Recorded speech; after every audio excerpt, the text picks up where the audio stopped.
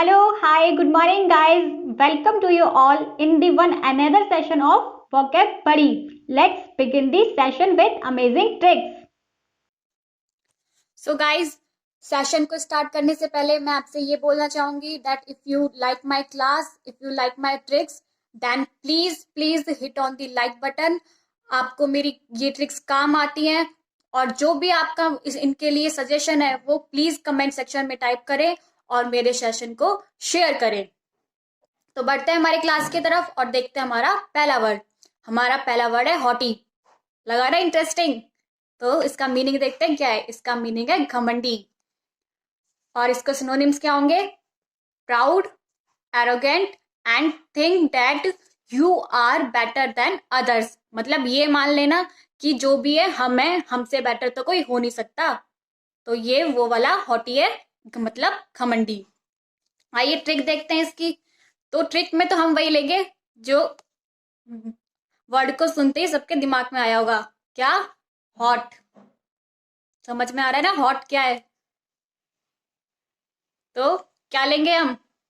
जो लोग, या गर्ल्स मान लो या बॉयज मान लो, जो भी मानना हो, जो लोग ये समझते हैं हाँ भाई हम तो बहुत हॉट है, या लोग उनको चढ़ा देते हैं कि भाई तुम तो भाई बहुत हॉट हो या हॉट हो, तो वो क्या हो जाते हैं अपने आप के आगे फिर किसी को समझते हैं, एरोगेंस आ जाता है कि भाई हम ही है जो है, हमसे सुंदर या हमसे हॉट तो कोई हो ही नहीं सकता।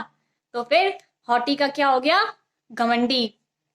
जो लोग ये समझते हैं कि हम लोग बहुत हॉट हैं, उनमें क्या होता है? घमंड। ठीक है। तो देखें हमारा नेक्स्ट वर्ड क्या है। हमारा नेक्स्ट वर्ड है हाई ब्रो। अब इसका मीनिंग क्या होता है? अति गंभीर और बुद्धिजीवी। मतलब जो बुद्धिजीवी, मतलब जिनमें ज्यादा ज्ञान होता है, वो गंभीर नहीं रहते हर विषय को लेके। वही को मतलब क्या हुआ? बुद्धिजीवी और अति गंभीर। सिनोनिम्स देखे तो इंटेलेक्चुअल, प्रूडेंट और सोलेमन। क्या? सोलेमन। अब हम इसकी ट्रिक क्या देखेंगे। अगर हम इस वर्ड को डिवाइड करें तो इसको हम क्या कर सकते हैं? हाई और ब्रो, या फिर हाई आई, इसको हम लिख दें आई ब्रो। आई ब्रो क्या होती है? हमारी बोहें आंखों के ऊपर। अगर वो हमारी हाई हो जाती है, मतलब हमारे तेवर चढ़े हुए हैं, जो बुद्धिजीवी लोग होते हैं, या फिर आपने जो गवर्नमेंट को कॉलेजेस होते हैं उनमें देखा होगा, जो लेक्चरर्स होते हैं, मतलब मैं सबके ऊपर कमेंट नहीं कर रही है, ऐसे एज अ एग्जाम्पल हम लेते हैं कि जो लेक्चरर्स होते हैं वहां के, गवर्नमेंट स्कूल्स के या गवर्नमेंट कॉलेजेस के, उनकी तेवर चढ़े हुए होते हैं। उनसे कुछ भी पूछने जाओगे ना, तेवर में बात करते हैं, उनकी बोहें चढ़ी हुई होती है ना। तो जो मतलब वो क्या होते हैं? लेक्चरर्स तो होते हैं भाई, उनमें वो बुद्धि तो बहुत होती है। तो वो कौन है? बुद्धिजीवी इंसान होते हैं और वो हमेशा गंभीर ही रहते हैं। उनके पास मतलब हंसने हंसाने वाली कोई चीज तो होती ही नहीं है। जब भी उनसे कुछ पूछने जाओ बिल्कुल तेवर चढ़ जाते हैं उनके, तो है ना। तो हाई आईब्रो है उसकी, क्यों? क्योंकि वो बहुत अति ज्यादा गंभीर और बुद्धिजीवी इंसान है। ठीक है, आई ना समझ में? तो हम क्या देखेंगे? हाई ब्रो या फिर हाई आईब्रो। और इसके सिनोनिम्स क्या हुए? इंटेलेक्चुअल, प्रूडेंट और सोलेमन। तो बड़े हमारे थर्ड वर्ड की ओर। हमारा थर्ड वर्ड क्या है? इम्पल्सिव। इसका मतलब क्या हुआ? उतावला या उतावलापन। और इसके सिनोनिम्स क्या हुए? एंथुजियास्टिक, इम्पीचुअस और हैस्टी। क्या? एंथुजियास्टिक, इम्पीचुअस और हैस्टी। अब ट्रिक क्या होगी इसकी? चलिए देखते हैं। जो एंथुजियास्टिक या बहुत ज्यादा उतावले इंसान होते हैं ना, इसको हम क्या पढ़ लें? पल्स ले लें। पल्स क्या? टॉफी वाली पल्स नहीं, जो हमारी नब्ज होती है, जो हमारी पल्सेस चलती है, जो डॉक्टर देखते हैं, वो वाली पल्स। कि जो बहुत ज्यादा उतावले इंसान होते हैं, एंथुजियास्टिक होते हैं, उनकी पल्स हमेशा हाई रहती है कि हम ये कर लें, वो कर लें, हमारा ये नहीं हो रहा, वो नहीं हो रहा, मतलब ऑलवेज सोचते रहते हैं। होते हैं ना ऐसे इंसान, हमेशा उतावले। तो उनकी पल्स क्या रहती है? हमेशा हाई।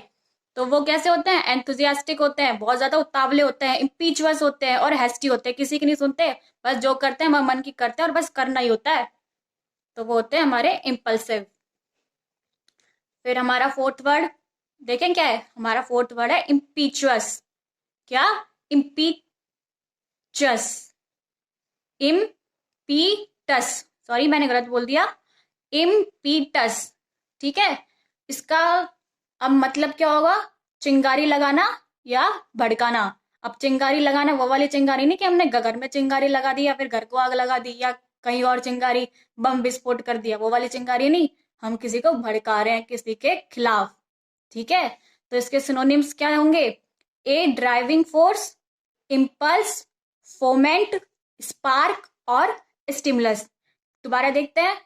ए driving force, impulse, foment, spark और स्टिमुलस।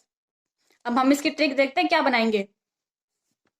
अब ये पीटस है, पीटस को क्या क्या लेके, जब जैसे हमारे भाई बहन होते हैं वो हमारे हमेशा इसी ताक में रहते हैं कि कैसे है ना मम्मी से या पापा से इसकी डांट पड़वाई जाए, कैसे इसको पिटवाया जाए।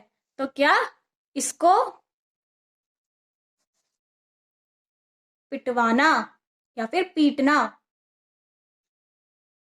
कि इसको कैसे पिटवाया जाए मम्मी से या पापा से या डांट पड़वाई जाए, वो इसी में मतलब हमेशा उनके दिमाग में रहता है कि हम कैसे इसके खिलाफ मम्मी पापा को भड़काएं और इसको पिटवाएं। तो इसको पिटवाना कैसे? भड़काकर मम्मी पापा को। तो इम्पीचुअस, इसको हमें पिटवाना है भड़काकर मम्मी पापा को। तो हम क्या लेंगे इसके फिर? इम्पीचुअस, भड़काना, a driving force, impulse, foment, spark और स्टिमुलस। ठीक है गाइज, आप ये देख रहे हैं कि हमारे वर्ड्स तो होते ही हैं, जैसे हमारे 4 वर्ड्स हुए, लेकिन इनके सिनोनिम्स भी होते हैं। हर किसी में 2 या 3 सिनोनिम्स तो होते ही हैं। तो हमारे एक वर्ड के साथ दो 3 सिनोनिम्स भी तैयार हो रहे हैं, मतलब हम एक वर्ड के साथ 4 वर्ड्स और तैयार कर रहे हैं। तो अगर हमारे 8 वर्ड होते हैं तो हमारे अगर हम एवरेज देखें तो एक के साथ 24 वर्ड्स हो जाते हैं। तो ऐसे ही अगर हम एक दिन में कितने वर्ड्स कर लेते हैं? 24। और अगर हम एक महीने में देखेंगे तो कितने हो जाएंगे? 720। और एक साल के तो फिर आप लगा ही नहीं सकते। तो हमारी एक महीने में भी बहुत अच्छी वोकेब की तैयारी हो सकती है अगर हम इतना भी करेंगे तो। और जो लोग मतलब उनके लिए तो ये बहुत अच्छा ही है जो ये सोचते हैं कि हमसे तो वोकैब नहीं होगी, बहुत हार्ड है, हमें नहीं आता समझ में, हम तो छोड़ आएंगे 4-5 क्वेश्चन। तो इनमें से ही वो क्वेश्चन होंगे और आपके 4-5 में से एटलीस्ट 2 या 3 तो होंगे।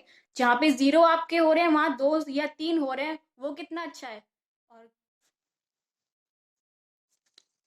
सॉरी गाइज, ये वर्ड मेरा थोड़ा गलत हो गया था, तो हम इसको इग्नोर करते हैं और हमारे बढ़ते हैं दूसरे वर्ड की तरफ। हमारा 5th वर्ड जो क्या है? जे ज्यून। इसका मीनिंग होता है बहुत सीधा। सिनोनिम्स देखे तो क्या? नेव, सिंपलिस्टिक और इनोसेंट। क्या? नेव, सिंपलिस्टिक और इनोसेंट।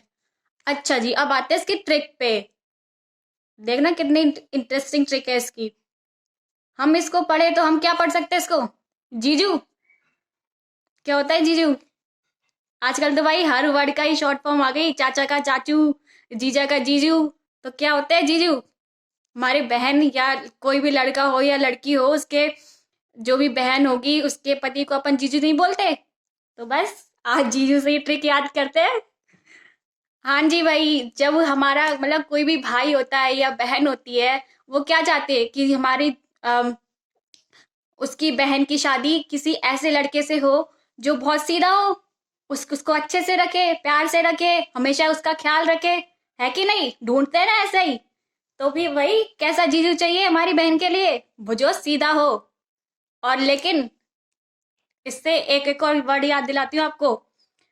हम ढूंढते तो बहुत सीधा है, लेकिन शादी के बाद पता चलता है भाई जो सीधा ढूंढा था वो है ही नहीं सीधा। वो तो आती है ना खबरें अखबारों में, डोमेस्टिक वायलेंस, मारना पीटना, उसको बिल्कुल भी अच्छे से नहीं रखता, परेशान करता है ना? तो मतलब वो शुरू में तो अपने मुंह पे मास्क लगा के रखता है सीधेपन का, लेकिन शादी के बाद ही पता चलता है भाई क्या है।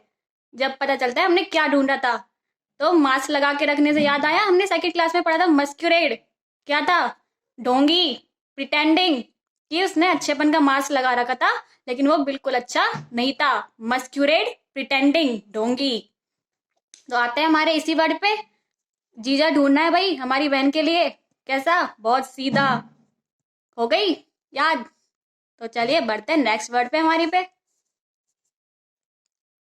अब इसको क्या पढ़ेंगे? जगर नॉट। क्या?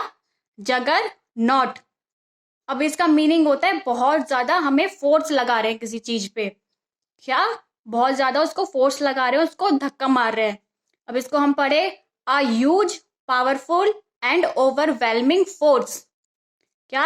A huge powerful and overwhelming force, कि किसी पे हम बहुत ज्यादा धक्का लगा रहे हैं, किसी चीज पे बहुत ज्यादा प्रेशर लगा रहे हैं, तो उसको हम बोलेंगे जगर नॉट। अब इसकी ट्रिक देखते हैं हम क्या होगी। जगन्नाथ जी का रथ सुना है?